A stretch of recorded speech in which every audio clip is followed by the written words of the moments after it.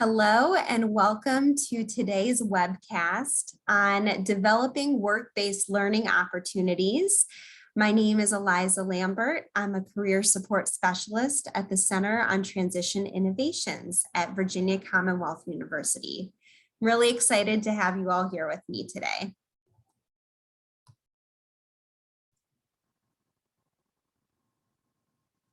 So to get started, let's start by talking about work-based learning. This is the opportunity to create experiences for employment in the community and get the students those skills that will help them transition into their career. They develop skills through work. It's the opportunity for students to refine their skills through experiences and transition from the classroom to the workplace. As educators, you have an important role in developing these opportunities for your students. And today we're going to review that. So our agenda for the day. The first thing we're going to do is review the job development process for work-based learning. And then we're going to pinpoint some strategies to overcome challenges that exist.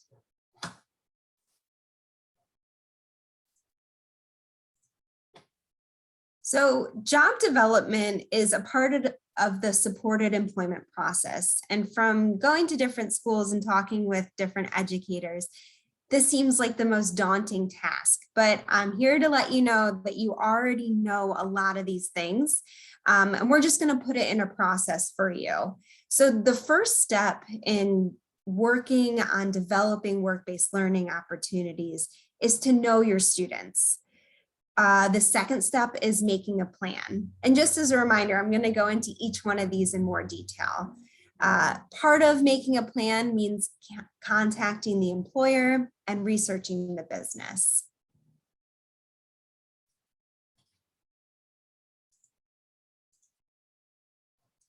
The next step of the process is meeting with the employer. And here you describe what supported employment is. You conduct informational interviews. We're going to go over how and when to ask for an opportunity. And then also the final step of the process is analyzing the job, which includes matching the student. Let's break each one of these steps down one by one. So the first step of the process is knowing your students. This starts with the strengths. Each one of your students has strengths and each one of your students has conditions for success. You want to focus on these strengths when you're developing your employer profile for the students, when you're thinking of how to package your student and pitch it to different businesses. You want to capture the different workplace skills that your student has. So for example, I have a student that is extremely empathetic and compassionate, and these are soft skills that employers really want to see in customer-facing positions. So I know when I'm going to develop a position, these are the strengths and skills that I'm going to talk about with the employer. Thinking about data, this is really that discovery process and using the data that you have to develop a plan. At this point, you probably already have a lot of data that you've collected. It's important to use that and package that when you are talking with a business or an employer. You want to target the transferable skills. That's what you are looking at when you are assessing your students.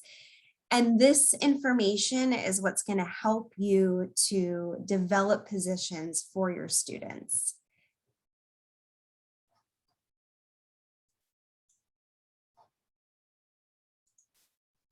All right, so making a plan. This is helpful for knowing where and how to start.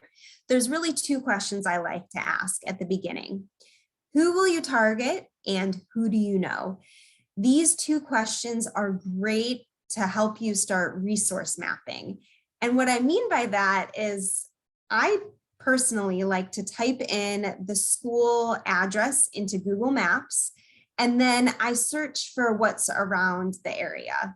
So some of you have lived in your area for a long time and you're thinking, okay, I know what's around, but things pop up that you might not have known about, and it's important to constantly check in for what's developing.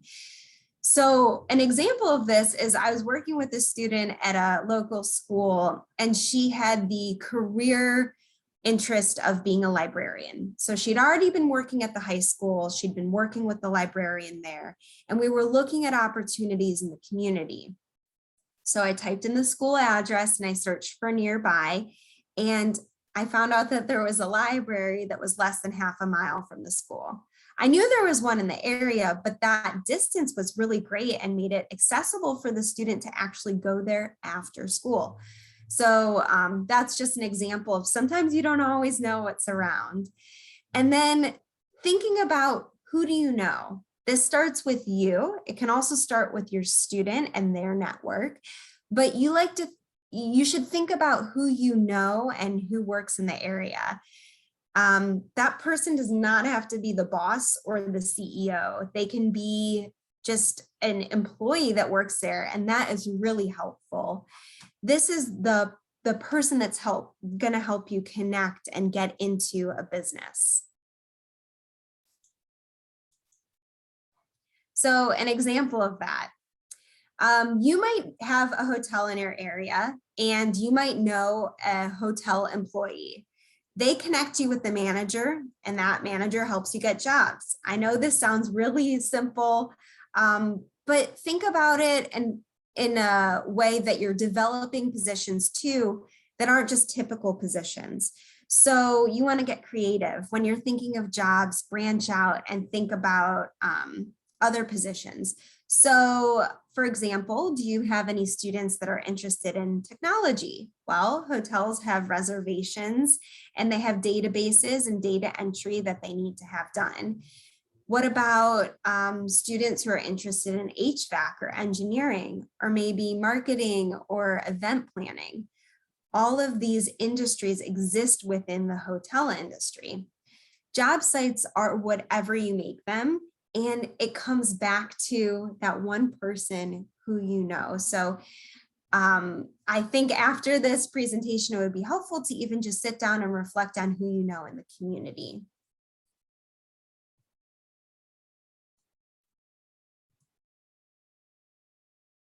Now, the next step of figuring out, who you know and how you should approach this is the contact.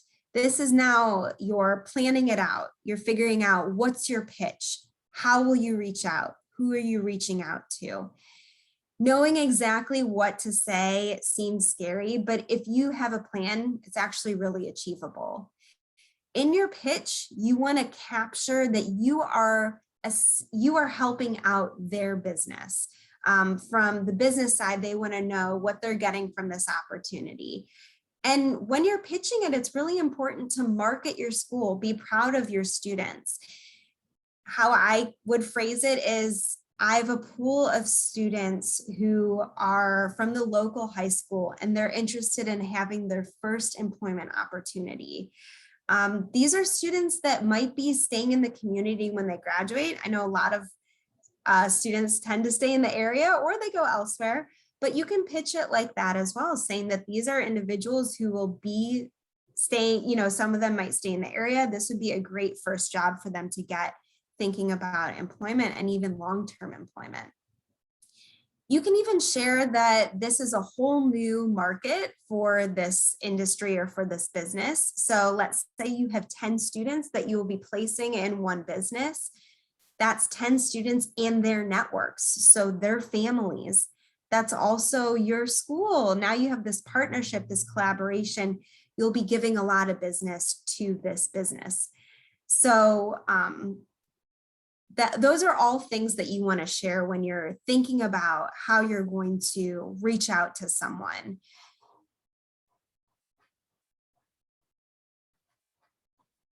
Right. So the actual process of reaching out to someone, it's really important to get organized. I like to use a spreadsheet because I love spreadsheets, but feel free to use whatever works best for you and your team. You want to start out by listing the business, the contact that you have there, the email and the number for that person, and then think about which student would fit in this job. Again, we're matching the interests of the student with what's available, what's there at that business. And then think about the specific task that the person could do at the business. So all of these things are going to help you formulate how you're going to give your pitch. And they're also it's going to be a nice spreadsheet for you to come back to and keep on adding to as new businesses pop up, new students come through. And yeah, I have a spreadsheet like this, and it's really nice because at any time I could even reach out to all of my contacts and say, we have, candidates coming in who would be really great for employment. Is anyone hiring right now? So even if you don't always have, that person in mind, you can contact a bunch of businesses, or if you only have a couple in your area, contact those businesses and say that you have an incoming class of students that are going to be looking for internship for work-based learning opportunities.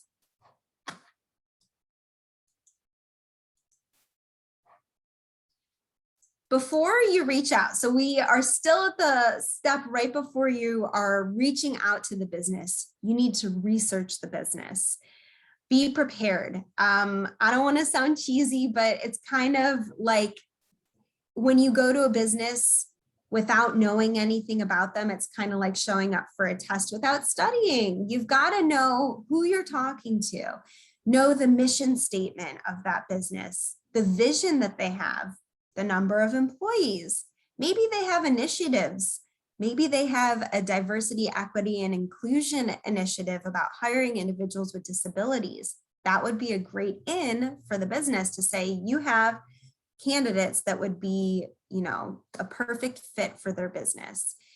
I like to know too if it's a family business, and all of these bits of information help you communicate, be confident, and make that relationship with that business.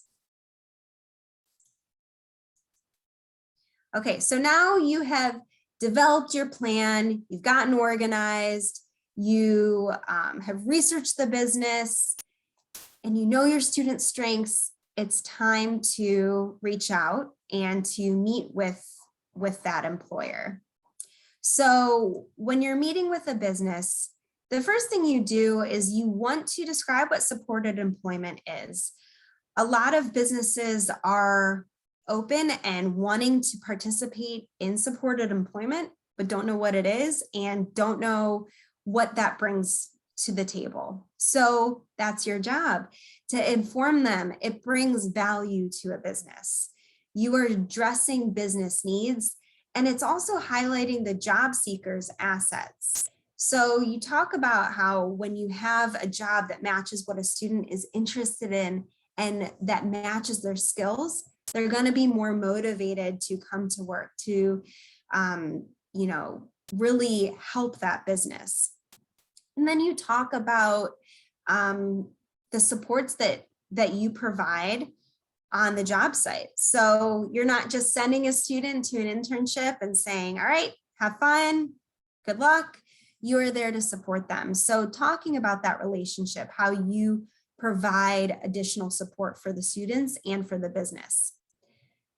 I want to emphasize to be confident in yourself. You do not have to be a rehabilitation counselor to define supported employment. Just emphasizing these points and emphasizing that you will be providing support is what the business needs to know.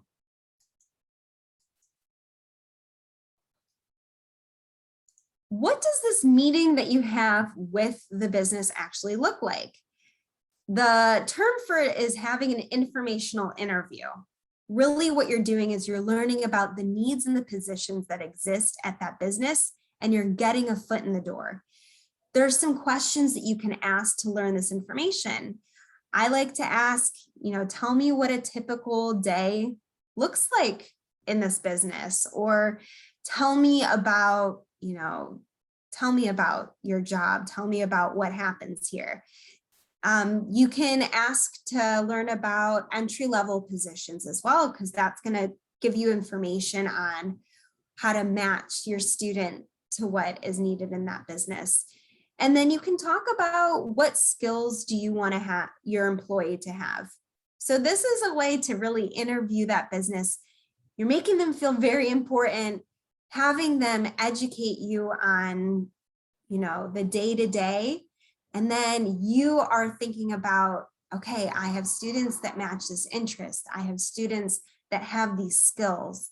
And that's what you're formulating as you're in your brain as you're listening to the employer talk about their business. When you're in this informational interview, that initial meeting, you're going to want to also think about coming to the job site and doing a job analysis. So you have to know, when can you ask this? Basically, what you want to do is you want to come to the business and you want to observe.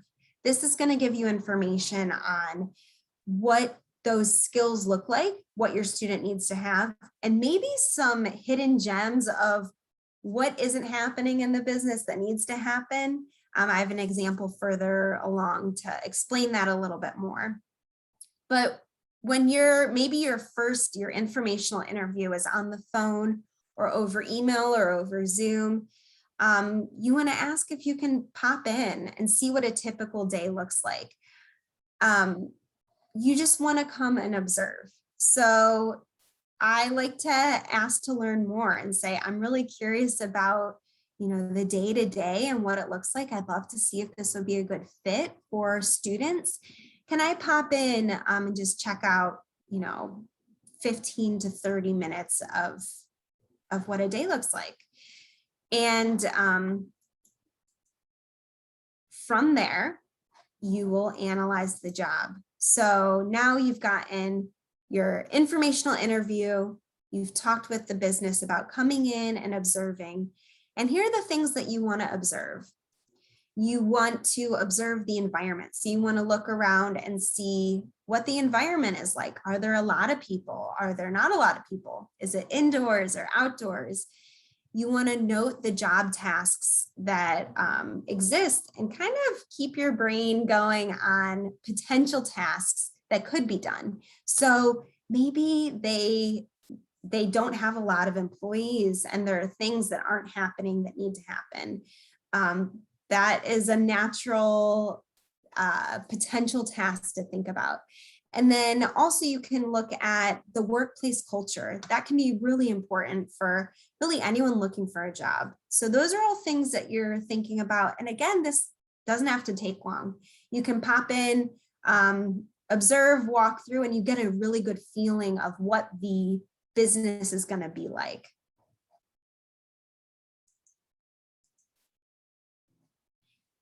Here's an example of when I went on a walkthrough of a business. I was actually looking for a position for a student who wanted to work at a daycare. So I had talked with the daycare on the phone. I said I had a student that was interested in daycares and I just wanted to see what one looked like in the area. Could I pop in and see what that looked like?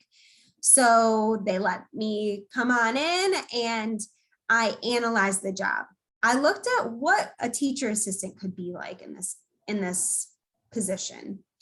So when I was doing a walkthrough, I noticed the front desk was vacant. There wasn't anyone standing at the front desk welcoming visitors in. The phone was ringing and there was no one standing there or sitting there. So when we were doing our walkthrough, I asked, do you usually have someone who's at the front desk? And they said yes, but that person also delivers the snacks to the different rooms and helps out the teachers if they have to go to the bathroom and leave the room.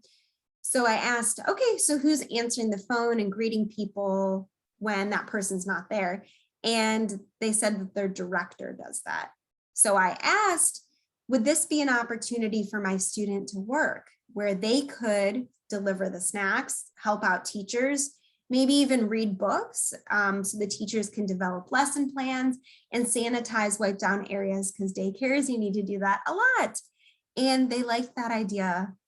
So that was a great way to see what wasn't happening and pitch a way for the student to really benefit the business.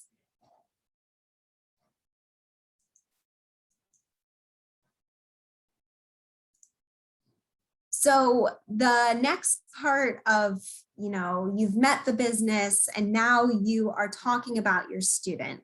You are talking about the strengths. So remember at the beginning, we talked about how important it was to discover those strengths, those conditions for success.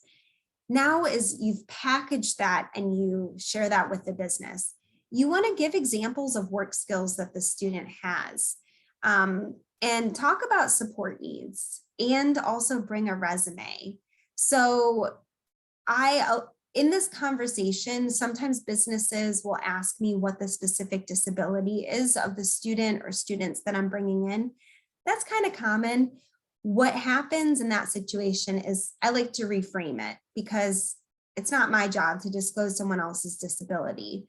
But what I say to the business is, when people ask me, what a specific disability is, I like to think of it as asking for, how can you best support that student? So I give examples of how I've supported the student.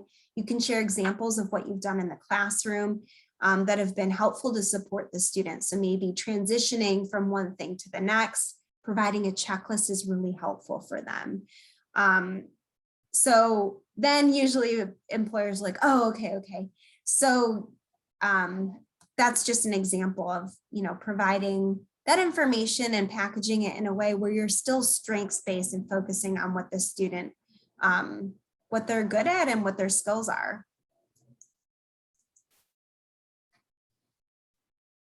So I wanted to share 2 common employer concerns, because this is something that we think about, we're thinking about job development, and then maybe we say, employers might think this is too big of a time commitment, or they might wonder if our students are really ready to work. And I've had employers say this too. They're worried about that time commitment piece. And that's where you re-explain supported employment, and you say that you are there to provide support, how you provide, education if that's needed. You are coaching the student to become independent, and say how, that's really what they do for all employees. Is they train employees, they will train your students, and then you will be there to provide that additional level of support. And then that question that we get asked, are the students ready to work? That is such a challenging question to be asked, but the answer is absolutely. This is a student's first exposure and experience to employment, and they need to have that opportunity. So you can just share, you can say just that, this is the student's first opportunity in employment, and they are using the skills they've developed in the classroom and they're putting them into practice with support. So they will be learning skills just like anyone in their first job. And it's really important that they get these experiences. And I just want to add, this is also where you're raising the expectations of community members and everyone's expectations of the students.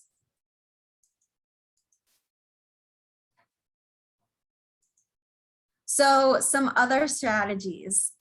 What happens if you go to a business and you pitch, you pitch this opportunity to have students come in and have an internship, and you get a no? It's really important to maintain relationships.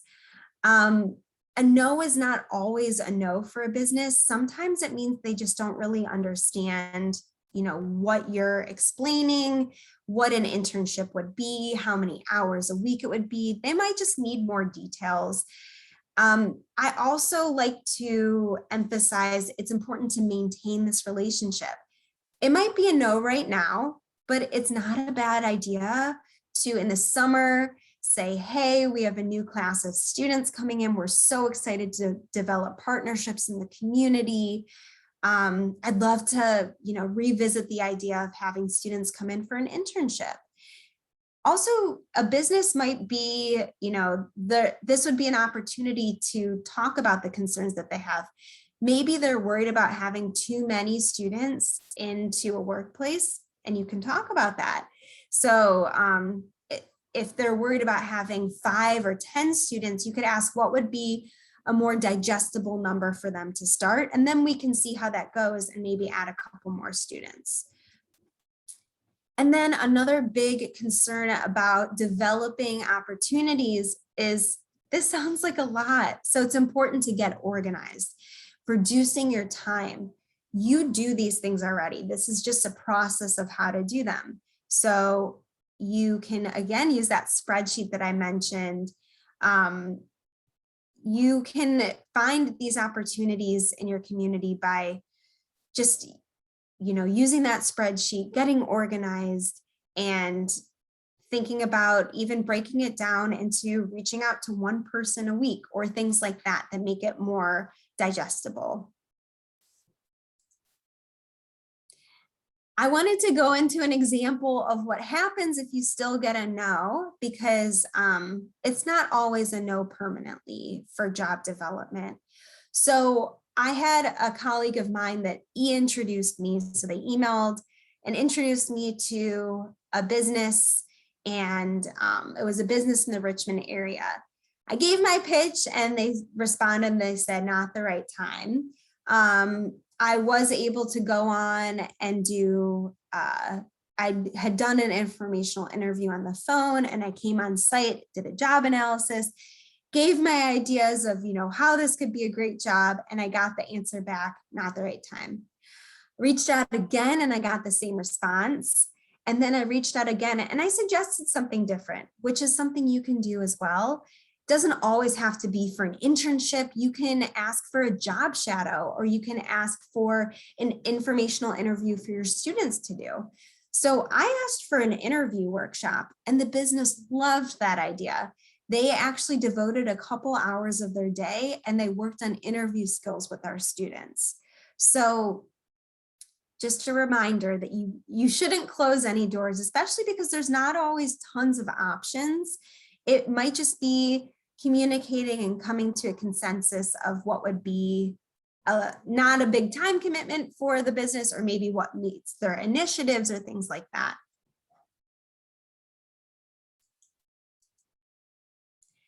So that wraps up those 4 different steps of the process for doing job development.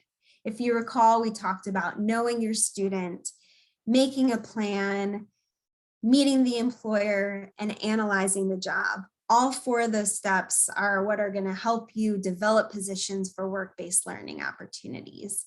Please look at our website, centerontransition.org. There's a lot of great resources, some training, some courses that you can take, and we have different publications too. And follow us on social media. So we have Facebook, Twitter, we have Instagram, and email us if you have any questions. Just wanted to say thank you for participating in today's webcast, and yeah, thank you for all that you do.